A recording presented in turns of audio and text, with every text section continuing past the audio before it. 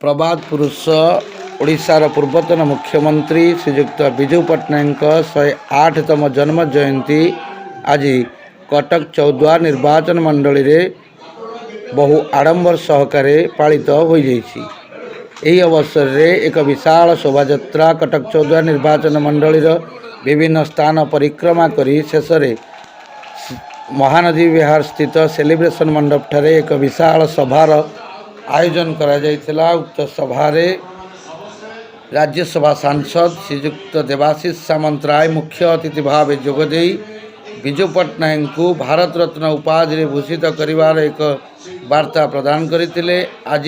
माननीय प्रधानमंत्री ओडिशा गस्त अवसर रे विजु पट्टनायक को भारत रत्न उपाधि प्रदान करिया पाई गणमाध्यम माध्यम रे श्रीजुक्त राज्यसभा सांसद श्रीजुक्त देवाशीष सामंतराय अनुरोध मध्य करिसंती एवं पूर्वतन विधायक श्रीजुक्त प्रभात रंजन विश्वाल यह कार्यक्रम रे विजु पट्टनायक आदर्श नीति ओडिशा पई करि जाइथिबा विभिन्न प्रकार कार्यर आलोचना पूर्वक प्रभात पुरुषंकर स्मृतिचारण करथिले। प्रभात पुरुष विजु पट्टनायक 108तम जन्म जयंती सुंदर भाव में दिन तमाम कटक चौद्वार पक्षर विभिन्न चौद्वार साधारण सभा बालाश्रम पिला मिष्टान्न फल बंटन लेपर्सी होम हॉस्पिटल मिष्टान्न रोगी मानू मिष्टान्न फल बंटन एवं प्रभात पुरुष विजु पट्टनायक प्रतिमूर्ति जोग्रा ठारू आम युव नेतृत्व माने साइकल रैली आनंद भवन जावा और उपरओली ये सेलिब्रेशन मंडप रे साधारण सभार आयोजन कर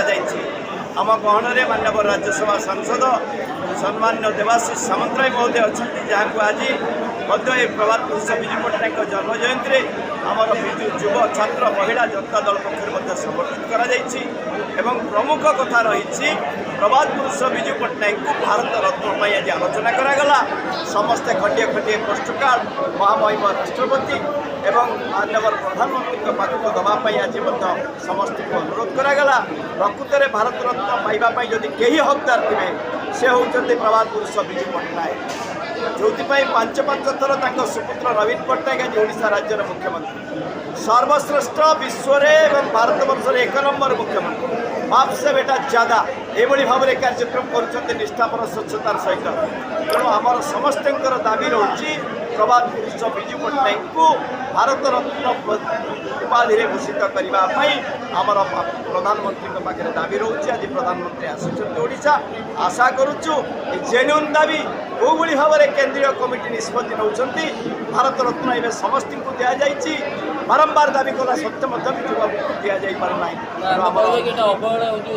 निश्चित भाव में तेणु आमर दाबी प्रभात पुरुष विजु बाबू को विजु बाबू कथा बड़ भाई देवाशीष भाई कही सारे ये 3टी राष्ट्र पताका मृत्यु बेले सब देश पताका को नहीं कौभली भाव में देशवासी भल पाक